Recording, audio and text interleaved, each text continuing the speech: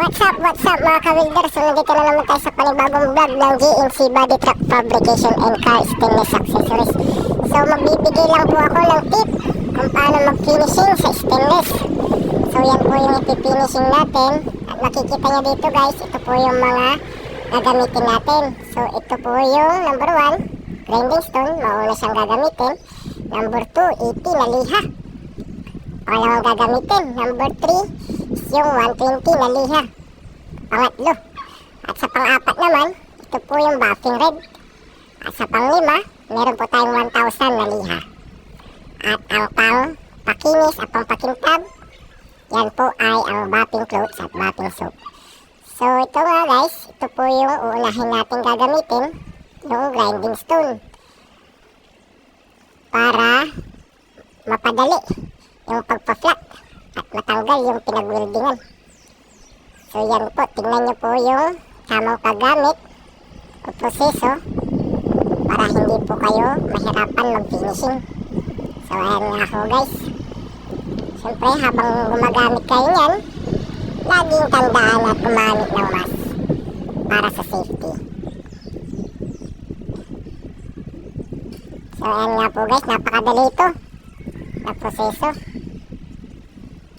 At nang mapaganda ang stainless natin. So tapos na tayo sa grinding stone. Dito na naman tayo sa rough na liha o 120 na liha. Pangalawa natin siyang gagamitin. So ang purpose nito guys, para matanggal yung tira ng grinding stone at maging rough. Ayan po. So guys, pag gumagamit kayo ng ganyang liha, huwag kayo masyadong madiin at huwag nyo pong masyadong idiin yung grinding.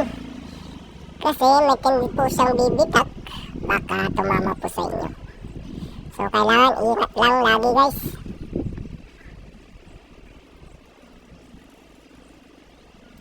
So tingnan nyo po yan.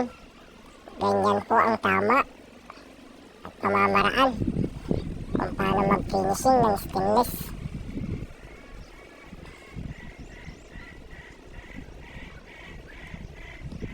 Tingnan nyo guys, hindi ko masyadong dinidiin. Napakadelikado din po yan na gamitin kung hindi natin kabisado. So sa mga nanonood, tips ito para sa inyo, para iwas po tayo sa disgrasya mga ka-welder. So talagang tingnan nyo din po dyan, talagang gumagamit din po ako ng mask para sa safety ng mata ko.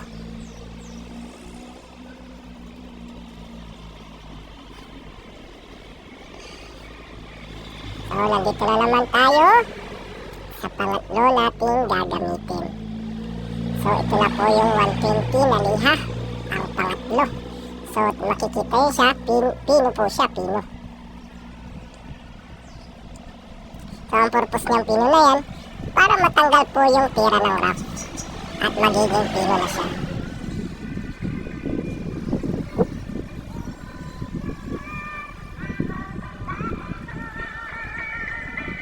So sa mga nanonood, para hindi kayo maboring, kakantahan ko kayo. Hirap tanggapin, di mo na ko kailangan. Sana na may nilabanan mo. Ayun po guys, tingnan nyo po talaga yan. So mapapansin din po, tutok po ako sa tinitira ko. Tinitingnan ko po siya kung talagang napipino siya at natatanggal yung tira ng rough. So kailangan po talaga yan guys. Kasi pag hindi po natin natira masyado ng pino, so makikita pa rin natin yung gas-gas ng rough na iti.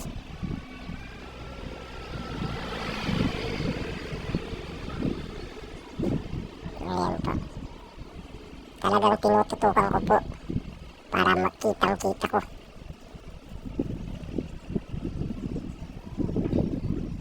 Sa lahat ng ating ginagawa, ikaw lamang. Ayun po, ayan, nakita nyo po yung pagkakatira. So, nandito na po tayo sa pang-apat, yung buffing red. Ayan po. Ang purpose din po yan para matanggal din po yung pagkakatira ng pino nating 120 na liha.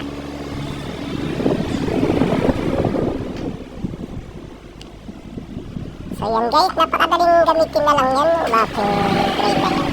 So konting gas-gas lang, pwede na. Sa mga ka-welder ko dyan, lagi kayong gumamit ng safety gloves, mask.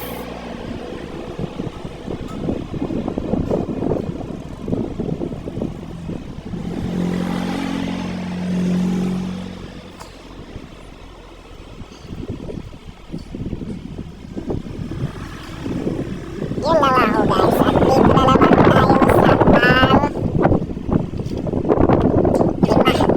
yung 1,000 na liha. So tingnan niyo po talaga yung presiso, napakadali-dali naman. So tips lang ito sa mga baguhan na magpifinishing ng stainless para makatulong po sa kanila at hindi po sila mahirapan. So makikita niyo po yan, 1,000 na liha po yan na kina namin at binutasan sa gitna at pwede mo siyang ibala sa grinder. So ayan guys, ingat din sa paggamit yan kasi pag nakontra po natin yan, mapupunit po lahat ng 1,000 na liha. Huwag kang mag-alala, nasa puso na sa isip ko.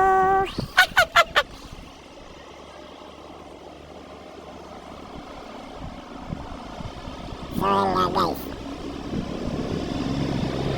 So huwag kayo masyadong madiin din po dyan sa 1,000 na liha dahil napakadali-dali pong mapunit po niyan. Kailangan talaga is slight lang ang pagkakadiin. So ayun na nga ho guys, at tapos na tayo sa 1,000 na liha. Dito naman tayo sa panglas, ang bapping clothes na may kasamang bapping soap. Ayan po yung bapping clothes natin. So ilalagay na po natin sa grinder. At kung mapapansin nyo, talagang kailangan po siya ng bapping soap. Ayan po. So pang stainless po yan. So tingnan nyo guys kung paano ko idadampi yung bapping soap. Huwag po kayong masyadong malampi. Kunti-kunti po lang para hindi po tayo ma-access sa bapping soap. So ayan na po guys, at napakakintab na ng ating stainless. Ay napakaganda naman, mas maganda pa sa asawa mo. Ayan po, so pansinin nyo guys, napakadali no? So maraming salamat sa mga nanood at sa mga followers ko. Tingnan nyo po kung paano mag-finishing. Yan. Good luck guys, salamat.